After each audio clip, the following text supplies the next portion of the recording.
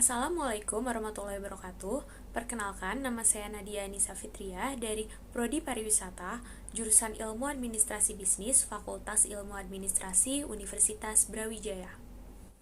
Pada kesempatan kali ini, saya akan menjelaskan mengenai analisis penerapan Sabta Pesona pada destinasi wisata Poncokusumo. Untuk pembahasan kali ini, saya membagi pembahasan ke dalam 4 subtopik.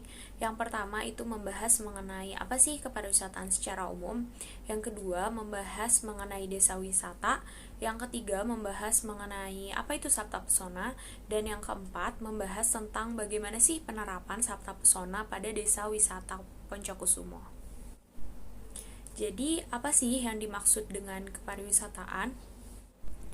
Menurut Undang-Undang Pemerintah Nomor 10 Tahun 2009 tentang Kepariwisataan, wisata adalah perjalanan yang dilakukan oleh seseorang atau kelompok orang dengan mengunjungi tempat tertentu untuk tujuan rekreasi, pengembangan pribadi, atau mempelajari daya tarik wisata yang dikunjunginya dalam waktu sementara.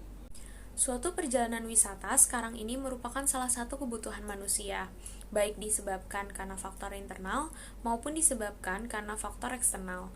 Oleh karena itu, kita sebagai penyedia destinasi wisata tentu harus mampu untuk menciptakan suatu destinasi yang memang dapat memuaskan ekspektasi dari wisatawan itu sendiri. Menurut Srianto, Indonesia merupakan negara yang memiliki keanekaragaman karena segi geografisnya.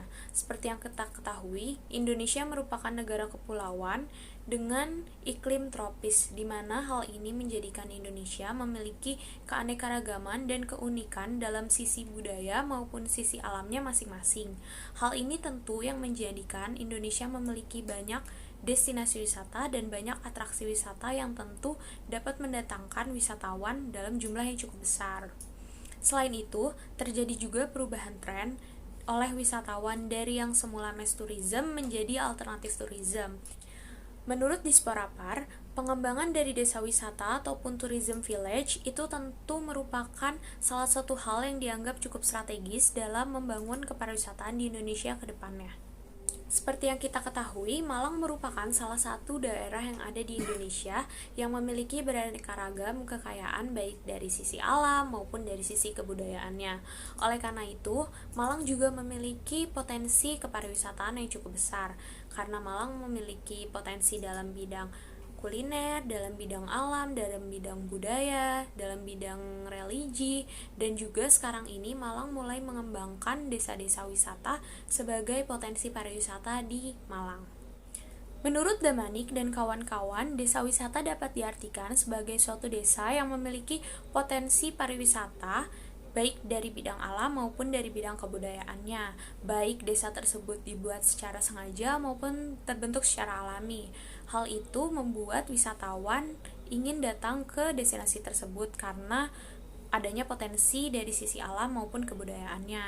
Nah, biasanya di destinasi wisata dalam bentuk desa wisata itu harus ada kelompok-kelompok sadar wisata. Mengapa? Karena penting untuk meningkatkan wawasan masyarakat sekitar mengenai bagaimana sih cara menjadi tuan rumah yang baik, sehingga ketika wisatawan yang datang ke desa wisata tersebut, wisatawan tersebut dapat merasa puas dan merasa senang ketika pulang dari sana. Seperti yang kita ketahui, keberhasilan di bidang pariwisata itu pasti ditentukan oleh berbagai unsur-unsur pendukung wisata lainnya yang membuat wisatawan merasa senang, wisatawan merasa puas, bahkan wisatawan memiliki kenangan setelah datang ke suatu destinasi wisata tersebut, yang juga bisa menentukan keputusan wisatawan selanjutnya apakah ia ingin datang ke destinasi tersebut kembali ataupun tidak. Apalagi kita mengingat bahwa Indonesia memiliki keanekaragaman dan bermacam-macam destinasi wisata yang tentu harus memiliki indikator untuk meningkatkan kualitas pelayanan dari para pelaku usaha pariwisata ke para wisatawan. Oleh karena itu dibuatlah suatu indikator yang disebut dengan Sabta Pesona. Sabta Pesona Wisata dilambangkan dengan logo matahari yang bersinar sebanyak 7 buah yang melambangkan unsur-unsur keamanan, ketertiban, kebersihan, kesejukan, keindahan, keramahan, dan kenangan. Setiap unsur ini tentu harus digunakan dalam setiap produk pariwisata, serta dipergunakan sebagai tolak ukur peningkatan kualitas produk pariwisata. Tujuan Sabta Pesona tidak semata-mata hanya untuk kepentingan pariwisata saja, namun bisa sangat luas, yaitu untuk meningkatkan disiplin nasional dan jati diri bangsa yang juga akan meningkatkan citra baik bangsa dan negara. Baik, sekarang kita akan membahas mengenai pembahasan terakhir, yaitu bagaimana sih penerapan dari Sabta Pesona di Desa Wisata Poncokusumo. Poncokusumo merupakan nama suatu desa sekaligus nama kecamatan di Kabupaten Malang. Poncokusumo yang memiliki luas sekitar 686,23 hektar diresmikan sebagai salah satu desa wisata di Kabupaten Malang. Terletak di kaki Gunung Semeru atau tepatnya di sebelah selatan perbatasan Taman Nasional Bromo Tengger Semeru. Wilayah Poncokusumo secara topografi tidak berbeda jauh dengan Kota Batu. Suasana desa pun masih asri dan jauh dari polusi, serta kebisingan kota. Untuk mengakses tempat ini, bisa menggunakan kendaraan pribadi maupun kendaraan umum yang tersedia. Desa wisata Poncokusumo juga memiliki beraneka ragam atraksi wisata. Salah satunya ada dalam bidang agrowisata, yaitu ada wisata petik apel, blimbing, kelengkeng, mangga, jeruk, dan ada juga Nusa Pelangi agrowisata sapi perah.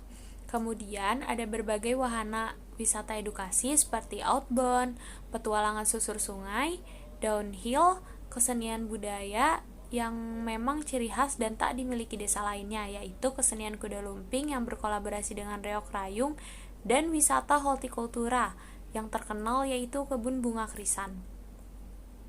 Kemudian desa wisata Poncokusumo juga memiliki keanekaragaman dalam bidang alam, yaitu adanya coban pelangi, rafting dan river, tubing di Sungai Amprong yang mengaliri desa Gubuk Lakah, dan ada juga destinasi wisata yang memang sangat terkenal di kalangan wisatawan, yaitu Pinus Ledok Ombo. Di desa ini juga wisatawan dapat mendatangi GSS atau Gunung Sari Sunset, di mana ini merupakan tempat kekinian yang menyuguhkan spot terbaik untuk melihat sunset dan juga pemandangan alam dari ketinggian.